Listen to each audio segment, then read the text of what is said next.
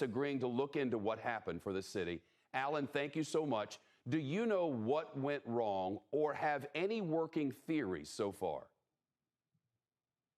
No.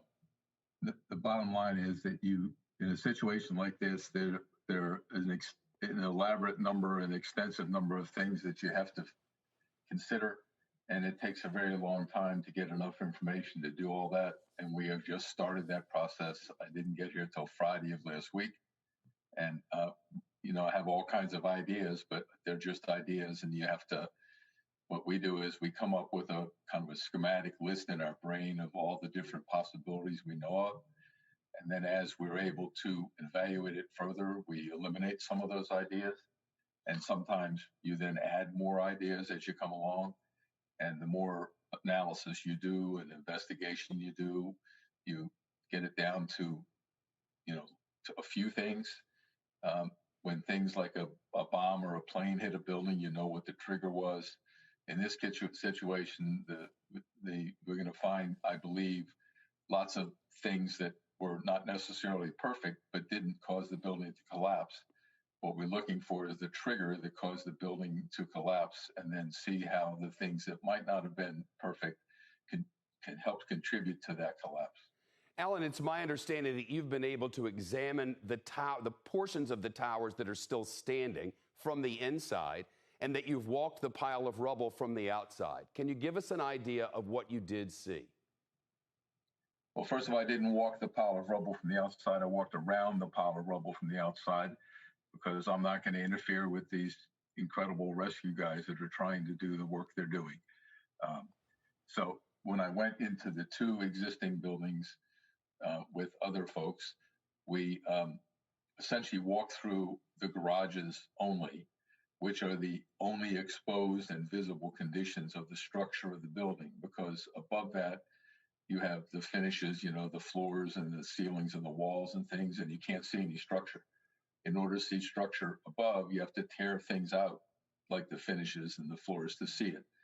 So in walking around the garage, which I walked through many garages before, I was able to look at the exposed and visible structure, and it, the buildings, as almost every garage I've ever looked at, has cracks. Concrete is made to crack, and it cracks.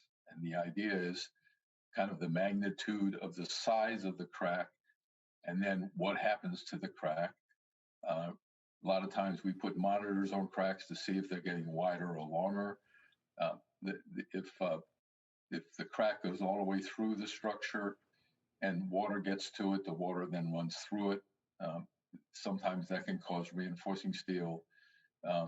Certainly the older reinforcing steel in the 40 and 50 years ago to begin to rust. If the crack doesn't go all the way through, the water can just lay in there and cause the reinforcing steel to rust. When reinforcing steel rusts, it expands, and therefore you can get some rusted reinforcing steel that kind of pushes the concrete out, which makes the crack bigger.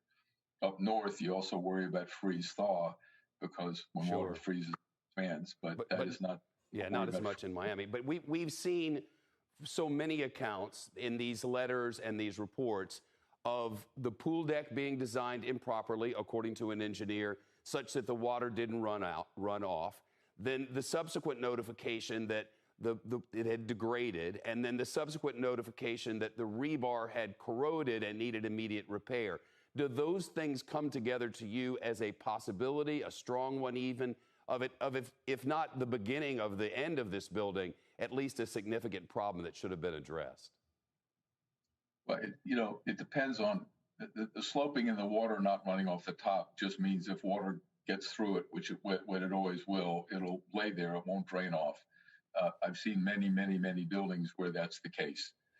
The issue is waterproofing only has a certain useful life depending on the kind of waterproofing, and it reaches a point where it needs to be replaced. And that's why you sometimes, as I think in the North building, they took up all their planters and took up all the waterproofing and replaced all their waterproofing. The issue is that when you have cracks, depending on the size, the cracks alone generally are not a major cause of a problem. The reinforcing steel, when you look at rusted reinforcing steel, it'll look like a lot of rust, but rust is an expansive material on steel. So you have to wire brush the steel. You get the rust off and you see how much good metal is left.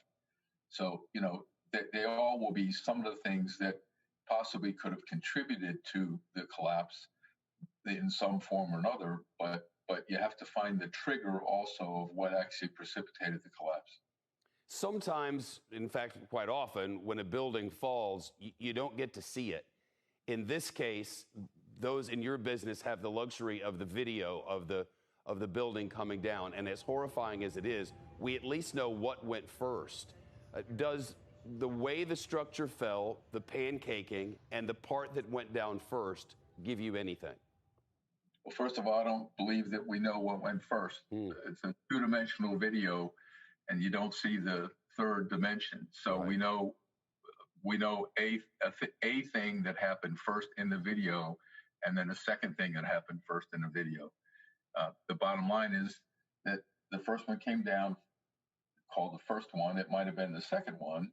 It came down for some reason. And the bottom line is it can happen. The kind of pancaking that is called that you can see can happen because something happens down low, or it could be because something is the top, like at the World Trade Center, where a top layer slab was knocked down. It landed on the one below. That pushed that one down, and then you kept adding more and more. And the more you add, the more air ahead of it, and the more weight you have, and it pancakes all the way down. Once that middle portion had fallen down, then the portion to its north that sat there for a few seconds, it no longer was connected to anything, and therefore I always say buildings talk to you if you listen to them. It did not hold itself up, so it tried to figure it out for a few seconds, and when it couldn't figure it out, it gave it up and it fell down some way. Alan, before we go, based on your years and years of experience and what you know so far, are you confident that the families of these victims will get the information they so desperately need, and that is what happened here, so we can potentially at least prevent it from happening again? The answer to your question is that I feel very comfortable that we'll be able to figure out maybe not an individual cause, but 2 or 3 things that contributed and or caused this failure. It just takes a lot of investigation, a lot of materials testing, and a lot of design analysis to do that. Alan Kilsheimer, all the best as you work to find out what did happen here, and thank you so much.